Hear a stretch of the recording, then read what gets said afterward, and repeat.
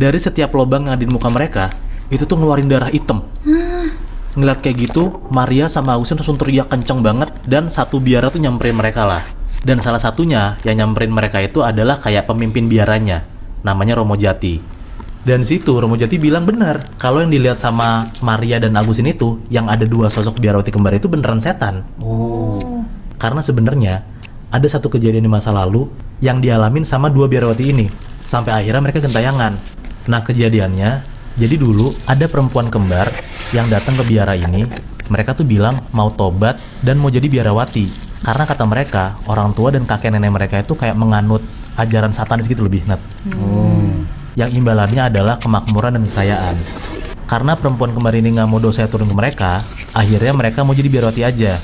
Waktu itu pemimpin biara itu yang namanya Romo Jati ya seneng lah dengernya. Langsung dibuka lah pintunya lebar-lebar buat kayak udah ikut aja sini. Akhirnya dua perempuan kembar ini tinggal di biara itu dan jadi biarawati. Nah ada di satu momen Nat, dua perempuan kembar ini kepergok sama Romo Jati. Romo Jati ngelihat kalau dua perempuan kembar ini lagi kayak ritual satanis gitu. Lah, katanya mau tobat. Nah ternyata dia bohong. Romo Jati tuh ngelihat ada lilin-lilin, ada kayak buku mantra gitu. Dan ternyata Romo Jati tuh baru tahu kalau mereka berdua ini sebenarnya nggak mau tobat.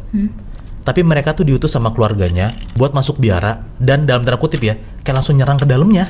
Wah, gila. Dan karena kejadian itu, dua perempuan ini tuh dikurung di katakom. Mereka tuh dirantai satu sama lain biar nggak bisa kabur dan biar nggak ngejalanin ritual satanis lagi. Dan pas lagi dikurung di katakom itu, satu hari mereka tuh ditemuin udah meninggal.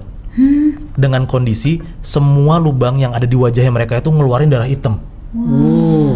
Nah ngeliat kayak gitu, semua orang di biara itu ngevakuasi lah nih si dua perempuan kembar ini. Tapi anehnya, bertahun-tahun setelah kejadian itu, buku mantranya mereka itu tuh hilang gitu aja. Dan ada yang bilang hantu biarawati kembar itu tuh masih gentayangan di biara itu karena mereka tuh lagi nyari buku mantra mereka tuh hilang kemana.